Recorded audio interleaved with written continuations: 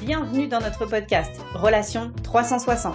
C'est un espace où on explore, on analyse et on remet en question la relation avec soi, la relation à l'autre et la relation aux autres. Notre mission, vous apporter de nouvelles perspectives. Alors, accrochez-vous, on fait un 360 ensemble. Coucou Hélène. Alors, de quoi on parle aujourd'hui? Aujourd'hui c'est un gros sujet, hein. Ah bon? Le dating. Oh. Tu te rappelles qu'il y a quand même un temps où est-ce que les chances de rencontrer quelqu'un étaient quand même plutôt minces. Alors, on allait au bal du village, on avait peut-être l'occasion de rencontrer Madeleine ou Véronique, peut-être, tu vois. Et puis, un peu avec l'évolution, bon, on est allé en boîte, etc. Donc, on allait dans des lieux de rencontre. Mais maintenant, avec l'Internet, comment ça se passe? C'est vrai que tout ça a été complètement digitalisé, dématérialisé. Alors on a vraiment la relation, finalement, le gros de la relation avant la vraie relation, hein, de couple. Ça se fait, voilà, hein, tout en mode virtuel. Donc ça peut avoir beaucoup d'avantages. Effectivement, tu as plus de chances de rencontrer plus de gens, d'échanger avec des cultures différentes, de partir dans différents pays, de se retrouver. Tout le monde est plus ou moins géolocalisé de toute façon, peu importe ce qu'il fait maintenant, tu le sais, hein, donc voilà, c'est ça la réalité. Et en même temps, bon, il y a beaucoup de côtés positifs, mais il y a quelques côtés aussi négatif et qui peut en fait, il faut rentrer, je pense, vraiment dans, le contexte du dating de nos jours, encore une fois, en mettant beaucoup de conscience sur comment sont les choses. Parce qu'il est évident que moi, je m'imagine, là, je suis pas du tout en mode dating, mais je m'imagine que si je devais trouver un partenaire et que j'avais accès à Internet, bon, c'est sûr que la panoplie est incroyable. Tu peux rencontrer des petits, des gros, des jaunes, des bleus, des verts. Tu peux avoir des conversations et apprendre à connaître quelqu'un derrière un écran. Donc, d'une part, effectivement, ça te laisse une certaine anonymat, ce qui est, à mon avis, plus ou moins intéressant. Mais ça te permet aussi d'avoir une ouverture à quelque part que tu n'aurais peut-être pas dans une première conversation. Mmh. Mais est-ce que c'est si intéressant de ça? Est-ce que c'est si important que ça d'avoir le choix d'autant de participants, de candidats ou candidates finalement, pour comment tu fais pour arrêter ton chou quand tu en as autant? C'est intéressant ce que tu dis et puis déjà, il y a un premier élément qui me vient en tête, c'est que, avec cette façon-là de faire les choses, c'est qu'on a foncièrement désolidarisé, encore une fois, le tout, l'expérience du tout, où tu rencontres quelqu'un physiquement, donc tu fais attention à comment tu te sens avec cette personne-là. Ça, déjà, on l'a plus. C'est-à-dire que quand tu as un écran en face de toi et l'autre personne, tout ce que tu as, c'est des aspects, des éléments complètement désolidarisés. Tu as un visuel, tu as une photo, tu as des phrases sur un écran. Et là, tu dois extrapoler à partir de ça. Donc déjà, ta marge d'erreur, elle est là quand même beaucoup plus grosse. Tu n'as pas comment je me sens avec la personne. Est-ce que on est sur la même longueur d'onde? Est-ce qu'on a le même humour? Est-ce qu'on interagit physiquement dans tous nos corps, dans le corps physique, corps émotionnel, corps subtil? C'est quoi la chimie en fait? La chimie, c'est très très compliqué d'avoir déjà une chimie avec un écran qui nous partage. Mais ça ne t'empêche pas de rencontrer la personne après. Alors, tu la rencontres après, c'est sûr, mais moi, je trouve déjà ça compliqué dans la mesure où combien de temps tu mets sur cette première phase-là qui est le filtre, c'est la première sélection. La première sélection. Déjà, la première sélection, si j'ai bien compris, si on regarde Tinder ou les autres, la première sélection se fait sur l'esthétisme. Elle me plaît, il me plaît, elle Mhm, me plaît, elle me plaît pas. Donc mhm, déjà, sur une, deux, trois ou cinq photos, je ne sais pas combien on mhm, peut en mettre. mhm, Donc déjà, c'est l'esthétisme. mhm. Tu lis le descriptif qui est peut-être vrai, peut-être faux.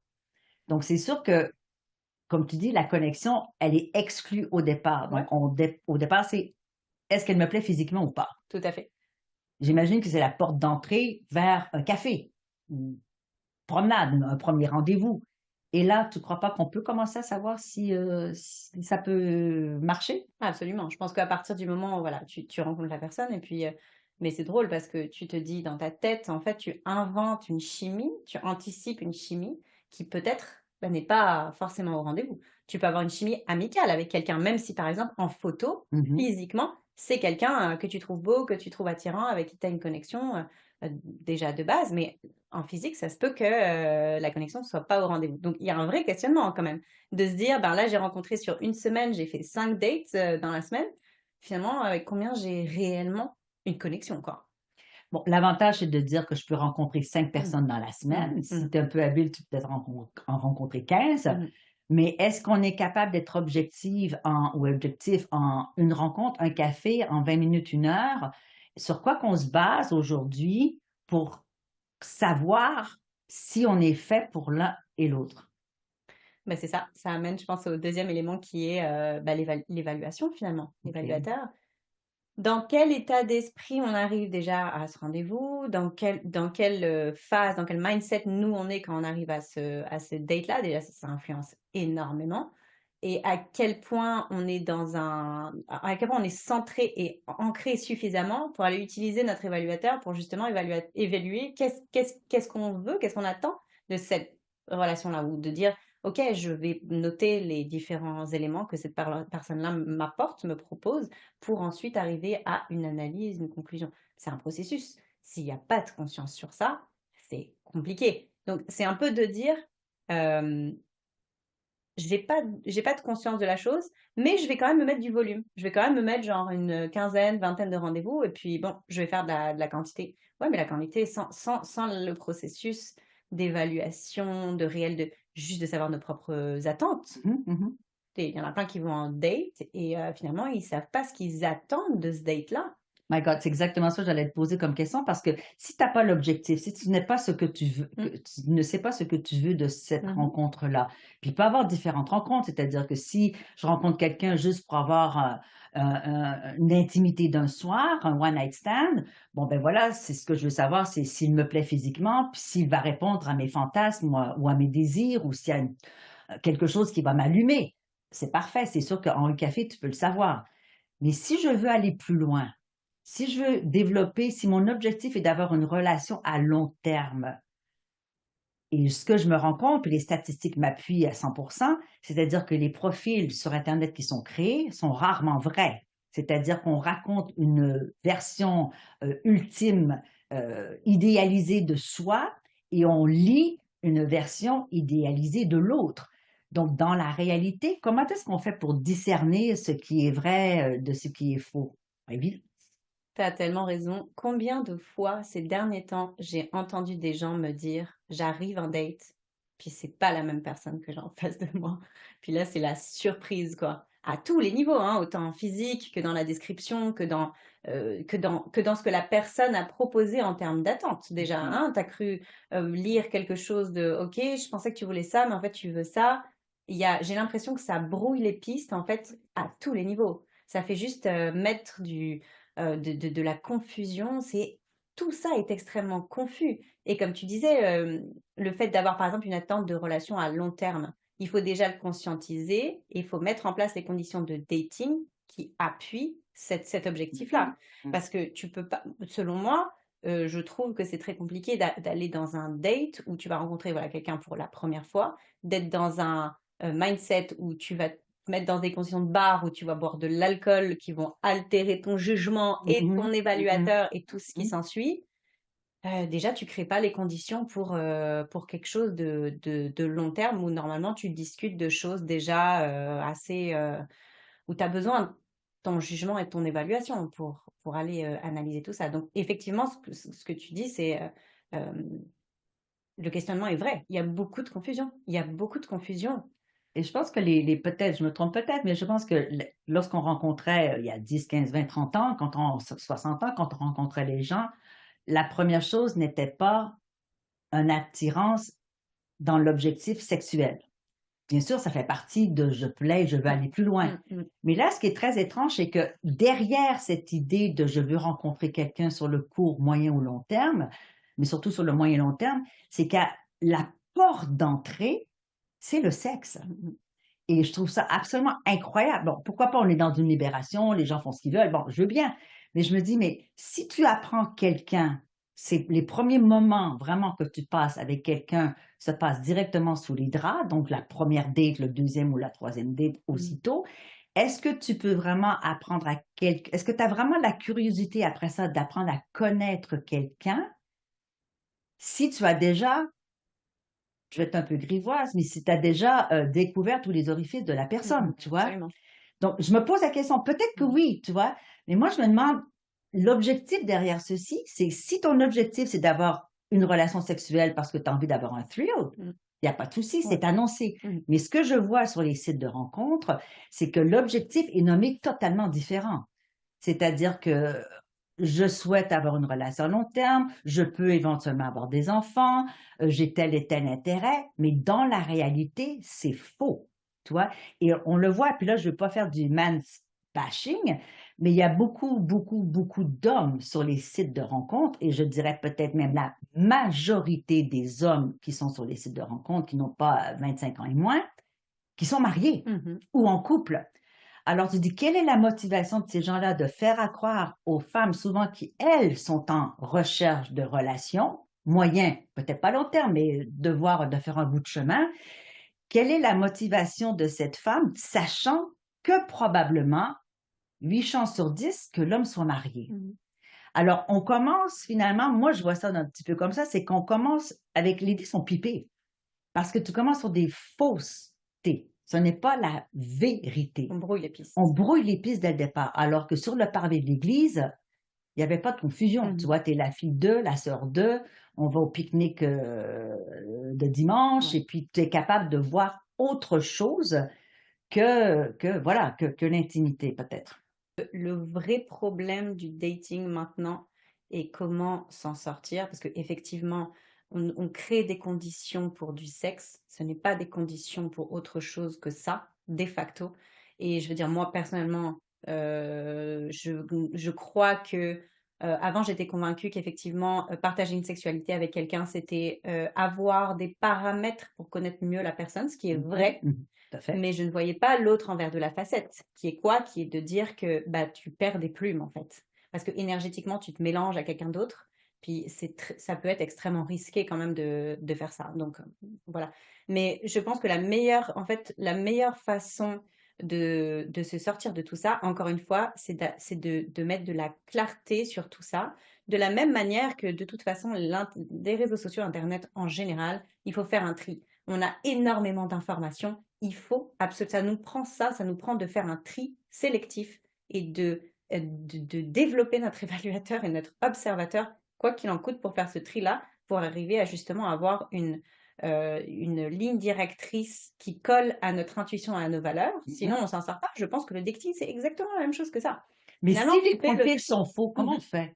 Si la personne que tu Ouais. rencontres pour le café te dit: «Oui, je suis célibataire, je veux des enfants, je suis prête à m'engager» et que c'est pas vrai. Je Mhm. veux dire, c'est compliqué parce que là, la personne va s'engager à quelque part un petit peu Mhm. émotionnellement Mhm. et puis au bout de la piste, ben, c'est pas ça du tout. Mhm.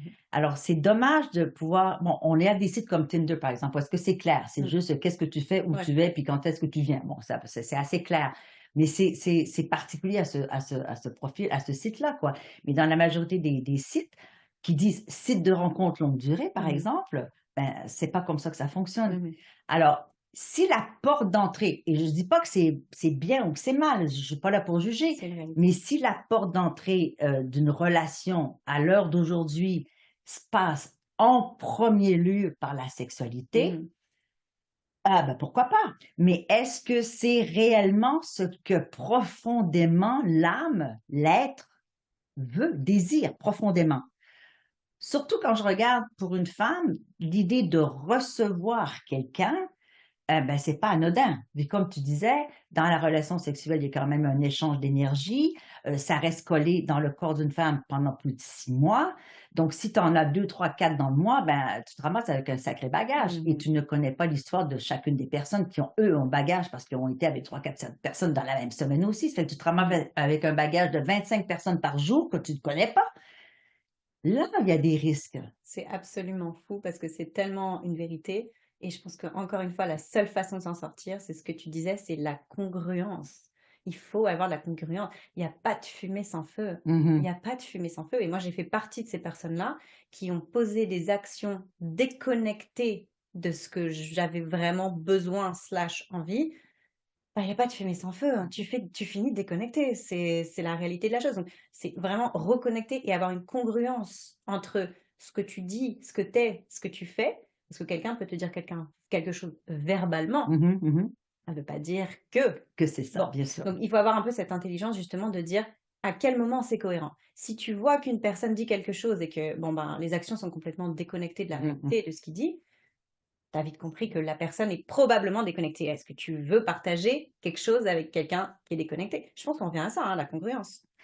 Mais ce qui est étrange, c'est que moi, je parle aux femmes, Mmh. c'est mon Mmh. corps de métier, et puis j'entends souvent des jeunes femmes, surtout des jeunes femmes, là, qui me disent, mais Tina, écoute, si je ne vais pas dans cette direction-là dès le premier ou deuxième soir, eh bien, il n'y a aucune chance que je revoie ce mec-là parce que l'autre à côté va lui offrir ce que je ne peux pas lui offrir, tu vois.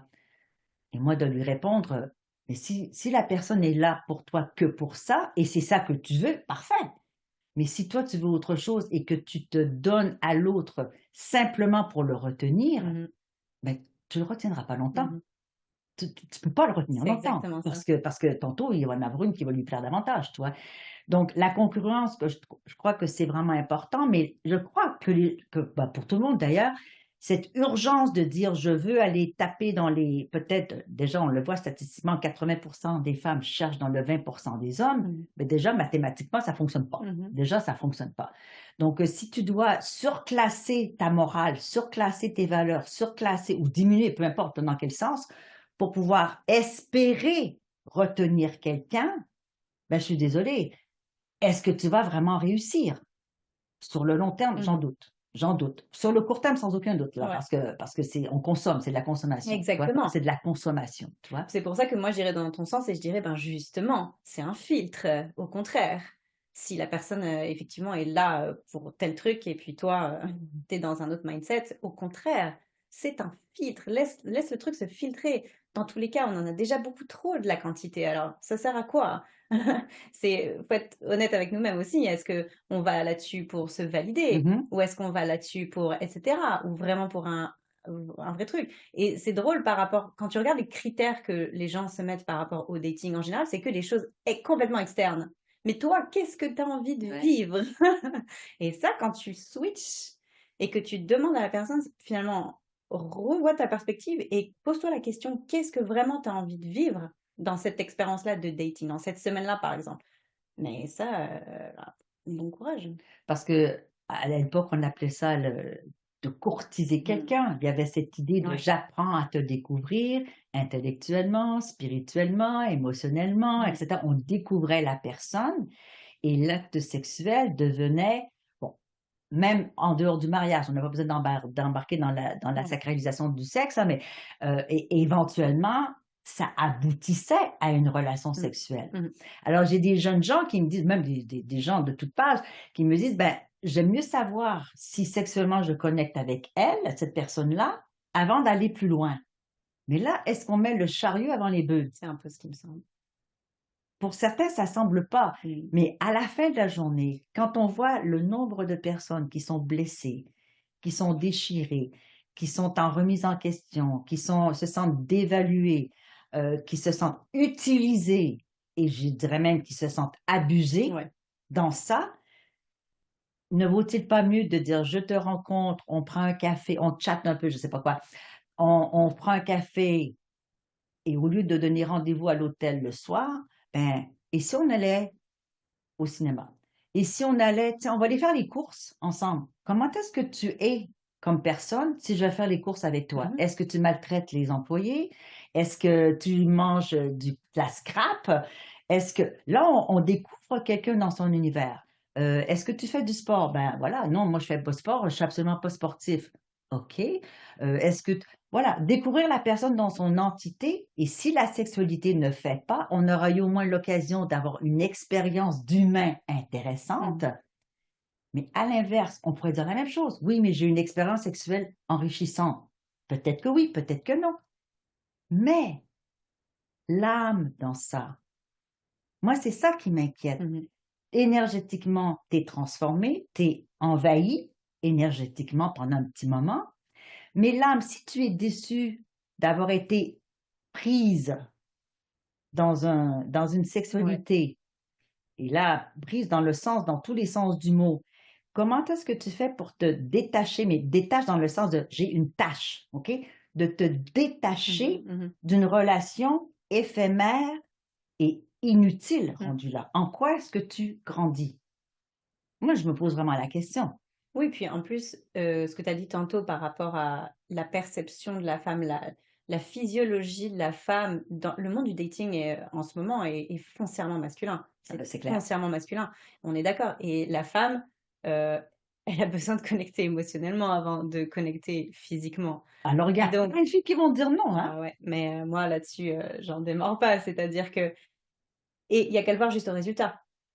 Alors, qu'est-ce que tu en fais de Le toutes ces résultat de filles? toutes ces filles. Ah oui, mais moi, mais on leur pose la question. Je veux dire, est-ce que vraiment, réellement, vous êtes satisfaite ou vous vous mettez dans un système foncièrement masculin juste pour vous faire valider parce que de toute façon, tout le monde fait comme ça et comme il y a de la compétition, tu ne peux pas ne pas le faire parce que tu vas être exclu du groupe. Moi, pour moi, c'est Mais d'une t'as le évidence. mot compétition, c'est-à-dire que c'est la compétition à qui va donner le plus vite Ouais. pour espérer s'assurer une relation. Mhm. Si la base d'une relation, c'est ça, la consommation rapide, ben, c'est comme un hamburger, hein, ça passe une fois, mais le deuxième, il passe pas. Tu vois, à un moment donné, alors, qu'est-ce qu'il faut faire à ce moment-là? Est-ce qu'il faudrait dire, bon, ben, je change complètement la dynamique du dating? Ou au contraire, les filles disent, ben, moi, je suis libre, je suis féministe, je suis jeune, peu importe. Et puis, bon, ben, j'ai envie d'expérimenter le plus de relations Mhm. possibles afin de vivre. On est sur Terre, on est des humains, on expérience la vie dans un système 3D, Mhm. très physique. Donc, je vais profiter justement que je sois sur Terre pour expérimenter toutes les sensations possibles. Ça peut être argumenté, complètement argumenté, tu Mhm. vois. Mais à l'inverse, quand je vois la folie que les hommes commencent à dénigrer les femmes qui ont un body count, alors les filles se tirent dans le pied. Ouais. Puis totalement dans le pied, tu vois. Mais je pense que à la fin de la journée, faut vraiment pas oublier que les outils qu'on a à notre disposition pour le dating, de nos jours, ça doit juste rester un outil en fait. Mhm, Et malheureusement, il y a beaucoup de gens qui se sentent complètement dépassés par ça parce qu'ils se disent mais j'ai pas le choix, il faut que j'y passe par ça. Puis en fait, non. Il y a tellement d'autres façons. Si tu veux utiliser cet outil-là pour dater, mais fais-le. Si mhm, ça te parle, puis tu penses que tu as des résultats et tu penses que tu perds pas des plumes, fais-le. J'ai aucun problème avec ça. mhm, Mais si pour une raison ou pour une autre, justement, tu veux varier tes possibilités ou tu veux varier en tout cas tes outils de dating ou tu veux expérimenter, voilà, d'aller dans telle activité, dans tel lieu ou au contraire complètement à l'intuition et sans surcalculer les choses ou quoi, je pense qu'il faut vraiment, encore une fois, fin de la journée, c'est se connaître soi-même, se connaître ce qui nous convient à nous en termes de mhm, processus de mhm, dating, c'est super important, et d'utiliser les choses comme juste des outils, des supports. Mais à la fin de la journée, genre, si on ne va pas dans son corps et qu'on n'écoute pas la petite chose qui dit, là, je suis pas confortable, mhm. là, je suis pas à l'aise, là, il y a un truc qui me dit non, mais je saurais pas te l'expliquer, mais il y a un truc qui me dit non. Et ben, à la fin de la journée, c'est ça, c'est que les gens se mettent de force. Je me force à me mettre dans ce truc-là. Puis bon, ben, là, les résultats sont pas là. Et deux, tu contreviens à ta propre individualité hein, à un certain sens. Puis là, je peux peut-être probablement paraître old school, vieux jeu, peu importe, j'assume, il n'y a pas de À souci. suivre. Je me mets à la place d'un homme, OK? Puis je me dis, j'ai le choix, cette femme-là s'offre à moi en buffet ouvert, Mhm. OK? En tant qu'homme, je suis un chasseur. C'est dans mon Ouais, ADN. Le jeu de la chasse est très stimulant ouais. pour un homme, pour découvrir, pour aller vers l'autre. Mais si la personne lui a tout donné le premier soir, qu'est-ce qu'il a à chasser? Quel est son intérêt de rester, sauf de récidiver une couple de fois parce que Mhm. la nana est marrante, tu vois, là, c'est sexy, peu importe, je m'amuse, je Mhm. m'éclate. Mais après, il va s'en débarrasser aussi vite qu'il l'a accroché parce que le processus mâle de proie je chasse Mhm. est complètement il est complètement fini. J'ai Mhm. fini. J'ai ce que je veux, j'ai mon morceau d'os, puis voilà, c'est fini, quoi. Mhm. J'ai bouffé ma viande, puis c'est fini. Alors, les filles, en plus, je crois qu'elles perdent totalement leur pouvoir, Ouais. croyant qu'elles ont le pouvoir en décidant Mmh. avec qui elles couchent, avec qui elles datent et combien qu'elle en Ouais. fait de la couleur et la manière qu'elle veut le faire, elle croit avoir le pouvoir. Elle a un certain. Mais à la fin de la journée, est-ce qu'elle a vraiment le pouvoir de sa puissance féminine Mmh. si elle se laisse aller comme ça à tout vent? Mmh. Je me pose la question. Moi, j'aimerais bien entendre les commentaires parce que je Absolument. me pose vraiment la question. Alors qu'une femme, puis on regarde bien les femmes qu'on appelle un petit peu les agaspicettes, si tu veux, tu vois là. Mais si tu enlèves le jeu qui n'est pas vrai, Mmh. OK? Mais dans le genre de la séduction, j'apprends à te séduire. Je fais un pas en avant, un pas en arrière, je tourne derrière. Pas Mmh. ce jeu comme les C'est oiseaux, danse, comme bien les sûr. animaux, comme tout ça. Ils sautent pas sur les uns et les autres tout de suite, hein. Je veux dire, il y a la séduction dans la nature. Tous les animaux ont un jeu de Mmh. séduction. Et je crois que la beauté de la chose dans une relation, c'est l'approche. Mmh. Donc, s'il n'y a pas l'approche, s'il y a juste le résultat final. Mmh. Donc, ça veut dire que la personne qui est attirée vers toi pour simplement ce que tu as à offrir physiquement, ça veut dire que la valeur qu'elle t'accorde est réduite à ça. Mmh. Alors, qu'est-ce qui se fait si tu perds une jambe, tu perds tes seins, tu grossis de 43 kilos, Mmh. que voilà, peu importe, que tu changes et que tu n'es plus aussi désirable, qu'est-ce qui se passe? C'est que ça veut dire que c'est vide, le reste est vide, il n'y a plus rien d'autre. Donc, on change. C'est ça qui arrive. C'est pour ça que les gens changent beaucoup. Mmh. Parce qu'au-delà du corps, du physique, de l'attrait, de l'excitation, de la jouissance, la sensualité immédiate, il y a quoi derrière? Mmh. Moi, je trouve ça triste. Franchement, je trouve ça triste parce que je me dis, il y a tellement de valeur dans l'humain. Ouais. Je trouve ça triste qu'on débute par la fin, finalement. Tu as tout à fait raison. Je pense qu'on est à une ère où tous les codes ont été brouillés, Oui. où il n'y a plus rien. En fait, on a complètement perdu nos points de repère. Donc, qu'est-ce qu'on fait dans ces cas-là? Pareil, on fait le ménage, on revient à soi, on reconnecte, Mhm. on établit avec nous-mêmes qu'est-ce qui nous convient et nos propres limites, et on fait ce qui est à l'intérieur de ça. Sinon, on s'en sort plus. On voit un mouvement qui s'installe où est-ce que les gens, on voit un retour des balances. C'est toujours pareil. Quand il y a une extrême dans l'histoire, Exact. il y a un retour des balanciers. C'est comme ça que l'humain est fabriqué. Donc, c'est intéressant, c'est qu'on commence à voir des coachs ou des conseillères ou peu importe, qui commencent à établir des règles peut-être aussi bêtes que la rapidité, Mhm. finalement. La règle de 3 mois. Tu ne couches pas avec quelqu'un avant 3 mois. Bon, on peut aller dans l'autre extrême, tu vois. Mais je crois, comme tu dis, le plus important, c'est de dire, moi, je veux quoi exactement? Est-ce que je veux juste draguer pour savoir que je suis séduisante ou séduisant? Pourquoi pas? Est-ce que j'ai envie d'avoir expérimenté tous les fantasmes avec toutes les personnes différentes dans la semaine? Pourquoi pas? Mhm.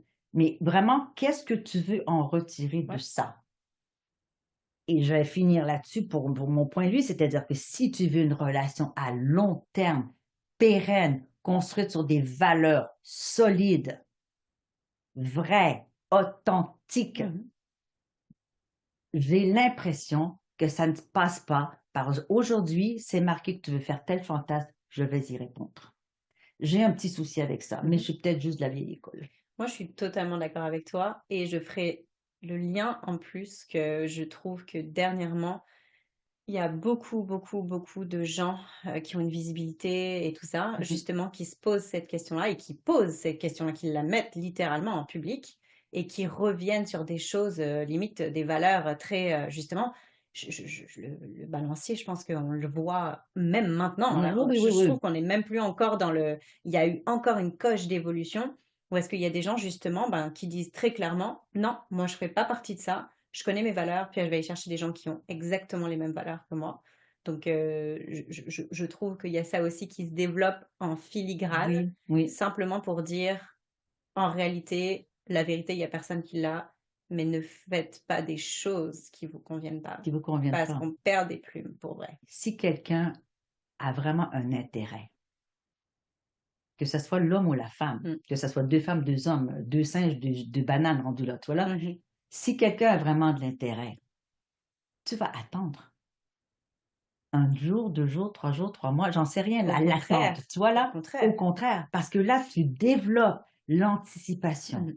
tu développes la hâte, tu développes la Mhm. curiosité, tu développes des stratégies, tu développes une meilleure version de toi-même parce que là, tu dis, ben voilà, je dois pour la conquérir ou le conquérir, pour pouvoir avoir une chance de le revoir, ben je dois développer des compétences, des qualités. Donc, je crois qu'on peut se raffiner Absolument. finalement en attendant, en préparant, en anticipant, en repoussant. Et c'est comme, tu sais, moi, ça me fait penser, je vais faire un parallèle là-dessus, c'est comme quand on était petit puis qu'on recevait le magazine, les catalogues de Noël. On se faisait une joie de découper les jouets qu'on souhaitait avoir. Et on anticipait Noël parce que c'était dans 1 mois, 2 mois, 3 mois. Et là, on avait l'anticipation. On s'imaginait les jeux qu'on allait faire. On s'imaginait comment est-ce qu'on allait réagir quand le Père Noël allait passer. Moi, je vois un peu les relations un peu comme ça. Si on te donne, dès que, oh maman, je veux un jouet, tiens, le voilà. Le jouet, au bout de 3 semaines, t'en veux plus. Mais si tu l'as désiré pendant 3 mois, le jouet devient précieux. Et je crois que c'est ça, c'est qu'on a enlevé le précieux de l'humain pour le soumettre finalement à un objet de consommation. Oui, le dating est inscrit dans une obsolescence programmée qui correspond à tout le reste de notre ère. Mais ce que je trouve bien, et on va peut-être finir là-dessus, c'est qu'à partir du moment où on le sait, où on en est conscient, et on décide consciemment de ne pas choisir ça, de ne pas aller vers ça, tout est possible. Tout est possible. On peut littéralement se recabler entièrement, ça c'est sûr et certain. Alors, il faut quand même là-dessus avoir un peu d'estime de soi, avoir un peu de confiance et d'accepter le fait d'être rejeté si on n'offre pas gratuitement, parce que j'appelle ça du gratuit, mais dire rapidement, OK? Ce que l'autre désire. Donc, à quelque part, moi, je vous dirais, retourner sur soi, on revient toujours à la même chose, hein? La congruence, être certaine de ce qu'on veut. Et après ça, ben, les choix sont les vôtres. Il y a personne qui est là pour juger, tu vois. Mais je suis à peu près certaine qu'il y a beaucoup de petits cœurs qui sont brisés. Oui, c'est sûr. Et justement, la petite note de dire, quand on est sur un certain mindset et qu'on est à l'intérieur très aligné, en général, l'alignement, il se fait à l'extérieur aussi. Et c'est drôle de voir qu'à partir du moment où on se choisit et on choisit son alignement, d'abord et avant tout, le reste se place. Peu importe si c'est virtuel, pas virtuel, digital, pas digital, ça se place d'une manière ou d'une autre. Et ça, pour un individu, c'est puissant. C'est puissant. Alors, on est dans une ère de rapidité, de consommation, de fast-food, de zap. On est dans cette ère-là. Bien, moi, je vous dirais, pourquoi pas essayer simplement de mettre le slow dating. Moi, je vote pour ça. Preach.